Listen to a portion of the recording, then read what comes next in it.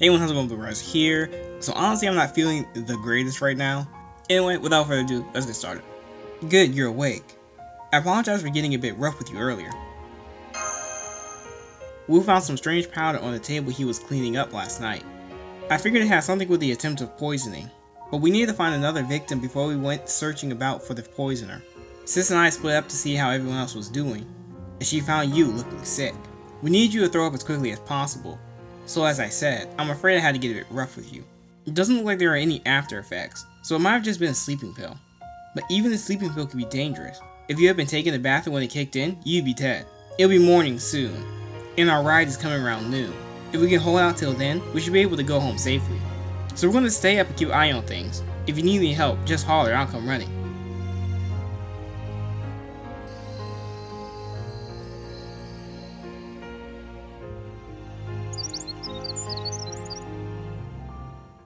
Good morning. You look awful. Did you get enough sleep last night? Well, at least you look better now than you did when we said goodnight. Oh, and by the way, don't you dare tell anyone else about last night. Look, just forget that ever happened, okay? Now come on, let's go. I think it'd be safer if we all stayed together anyway.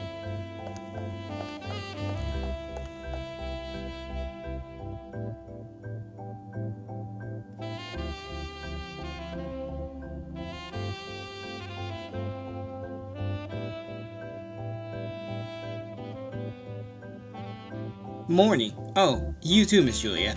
You look tired, Wu. Why don't you get some rest? Thanks, but don't worry about me. I can stay up for 3 days straight if I feel like it. But I am feeling sleepier now that you're all here. It's a lot easier to keep an eye on everyone when you're all in one place. Doorbell? But we're all here, aren't we? Is that our ride? Definitely not. My people would never ignore my orders. No one coming in. Is this a prank? Well, someone's outside. Though the only one I think who might pull this kind of thing is that detective. Wait here, I'll be right back. I'm back and I got bad news. I hate to tell you this, but Sheringham's body is missing. What did you say? You're kidding. Since when? I didn't notice it sooner because it was wrapped up in sheets, but when I took another look, it turned out to be a bunch of logs. I don't know when the body was swapped out, but there's no shortage of wood outside that he could have used. You didn't do anything wrong, Wu. I wouldn't have thought to keep an eye on a dead body either. What's the meaning of this, An? Are you saying Sheringham is the one behind all of this? Yesterday, Mr. Adescott suggested that the killer could have swapped a body in to make us think Morris was dead when he wasn't, right? That's right, but we dismissed it because we figured the killer had no way of getting a substitute body. That's right, but then if the killer did have a body on hand, then they could swap it. If Morris took Sheringham's body from the basement, dyed his hair blonde, and then let the fish do the rest, how would he dye his hair? Could anyone actually do something so terrible? Even if this means Morris is alive, I can't be particularly happy about this, considering it means that my son has started down a truly monstrous path. It's too soon to jump to conclusions. Sheringham himself could be the killer for all we know. Whoever it is, we need to find them and make them pay. Let's split up and search outside. In that case, I'll stay behind in case the killer comes back and tries to take a hostage. Ooh, I want to go on the manhunt. You can't. Come on, back me up on this. You're too soft on him. But I guess that's what's also great about you. Alright, then I'll keep both of them safe. Then it's settled. Come on, we don't have any time to waste. Just be careful.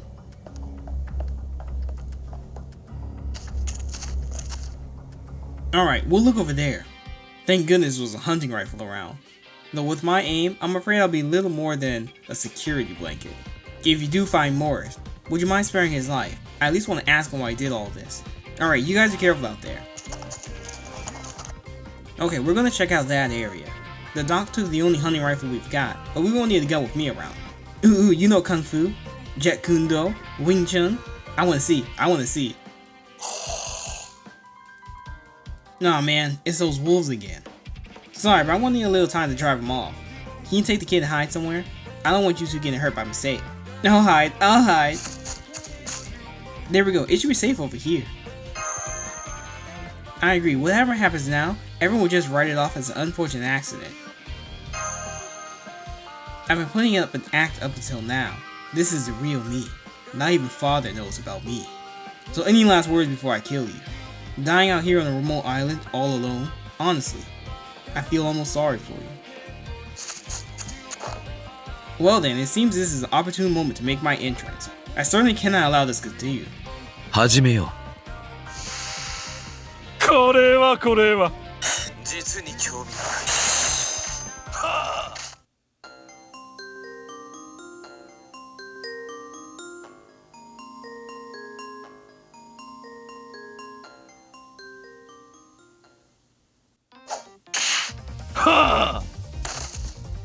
Good grief, you've been quite the rascal. Good day. I trust you're uninjured. I could not hope for a better reaction, though you're still pale in comparison to Watson. Now, as much as I would like to answer the question so obviously nagging at you, it is hard to determine where we even begin. Perhaps I should start with how I came to be here. Ever since this mystery had began, I've been wondering how much time differential there was between your dream and reality. I further thought, whatever the differential turned out to be, I might be able to intervene directly. Your walk on the beach with Juliet during the full moon provided a significant hint. Indeed, it is elementary to connect the dots, even for someone as ignorant of astronomy as myself. At Chaldea, you collapsed while looking at the moon on May 14, 2019. You woke up for the 5th time on May 15th, Chaldea time, yet the moon still was not full. This led me to realize your dream was actually taking place a few days in the future. Once I knew that, I decided to intervene directly, and now, here we are. I was thinking how I should go about intervening when I had this flash of insight. Well, it's possible that Sheringham you saw was a completely different person. Your brain merely happened to assign him my appearance given that we were both detectives. It was also possible that he could have just been merely me claiming to be Sheringham.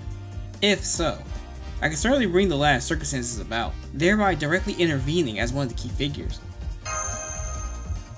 I'm sorry you feel that way. So as long as there is a path to solving this case, then by definition, whatever steps I take along the way are the righteous ones. Granted, I will concede that making my way here was fairly complicated. First, I contacted the Goldie family at Sheringham, using my knowledge of the threatening letter to capture Aaron's attention. Though of course he was rightfully suspicious of me. He said he would only hire me if I managed to track down where they were staying at, on my own. From there, it was simply a matter of filling in the blanks, rather like a crossword puzzle. Given that time travel for the United States, and the fact that it was warm enough to swim in the middle of May, I was almost immediately able to determine that you were somewhere in the Caribbean. Finally, Kogetsukan seemed trickier, but then I remembered Kogetsu is an old Japanese word for crescent moon. Using a map, I was able to pinpoint the island that was shaped like a crescent moon. The rest you know. It was all really easy. The hard part was convincing Da Vinci to let me come here, since doing so required me to race shift. In the end, I needed to make a temporary contract with a staff member located in the US before I take it you're the type of reader that likes to skip to the ending. I suppose time is of the essence, so I will indulge you and provide you with an abridged version. Seems the rascal is awake. Let's see what he has to say for himself, shall we? Huh? The detective. How are you still alive? Pretty much, yeah. In the Violet family, the eldest son is supposed to take over when he comes of age, but I really didn't want to get involved in that world, so I decided to act like a little weird kid who couldn't possibly lead the family. I feel bad for making the family worry about me, but it's better than getting murdered because of some stupid grudge or something. I understand your concerns, Kane. Between turf wars, coups, betrayals, and simple pleasure killings, there are a great many ways to be murdered in the underworld. Such a life is not an easy one. But then, why did you abandon your pretense to show your true colors all of a sudden? Because I thought Juliet's friend here was a killer. I couldn't think of anyone else who could be. I thought they did it to save Juliet, and I actually appreciate that much, at least. I can't stand that Morris guy either. But killing Chris seemed wrong, and the only reason I could think of them to do it was to keep Juliet for themselves, not to help her. Besides, if they're willing to kill those guys, then they might be willing to kill other people in my family. That's why I had to do something about it.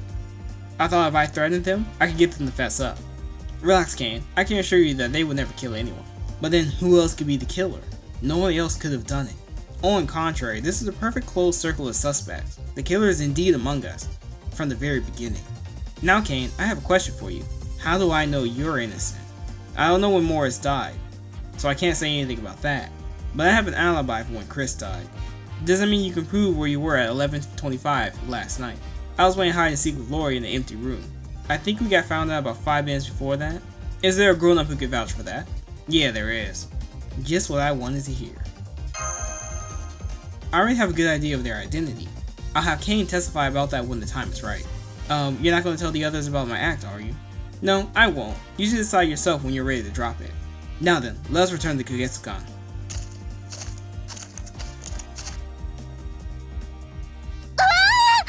Yes, a splendid overreaction.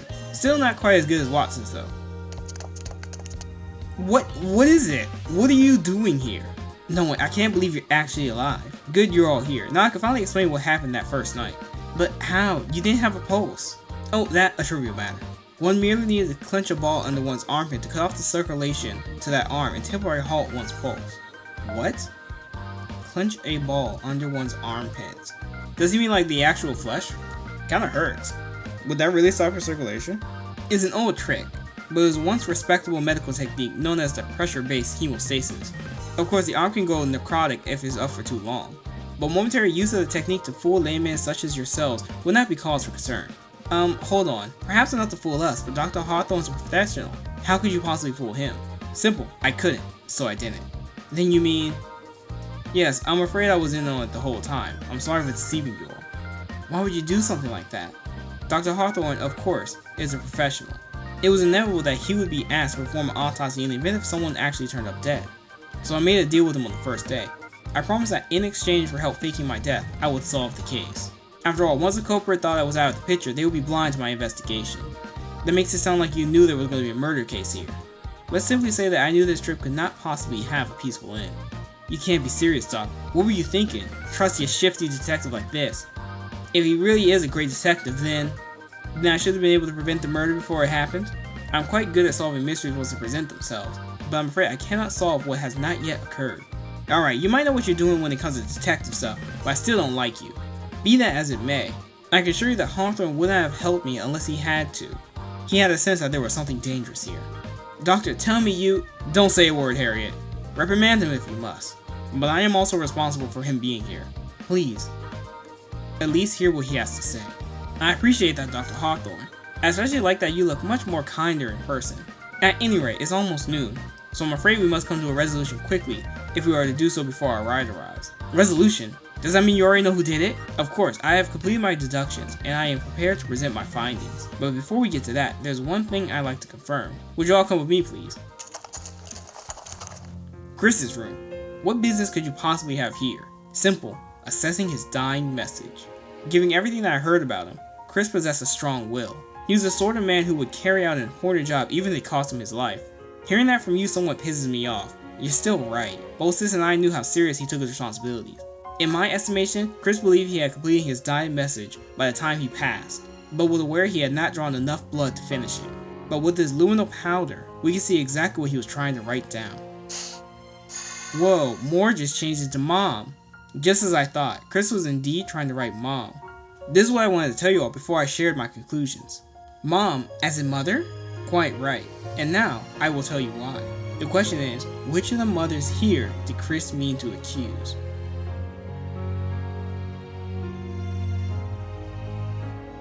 Right then, now we have all the puzzle pieces.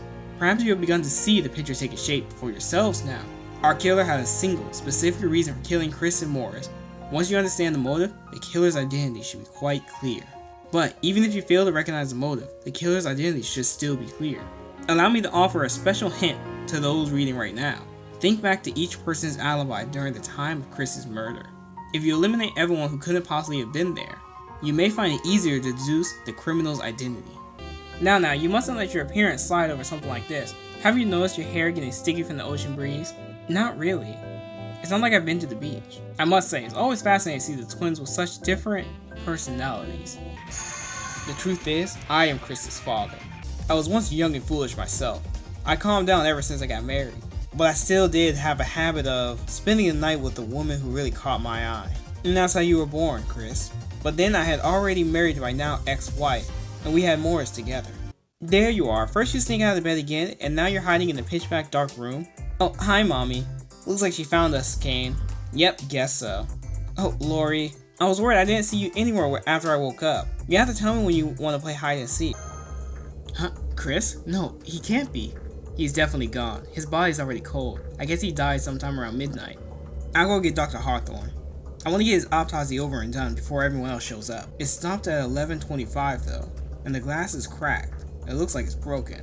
Right, Chris always took good care of it. There's no chance of it just having randomly broken last night. So that would mean he met with the killer in his room a little before 11:25 last night. That would make everyone's alibis important to figuring out who the killer is. For my part, I was playing poker with Aaron, Asuka, and An last night. We started around 10 o'clock and kept going until 3 in the morning. We did take a few short breaks, but nobody left the room for long. I was in my room with my sister around that time last night. Does that count, even though we're family?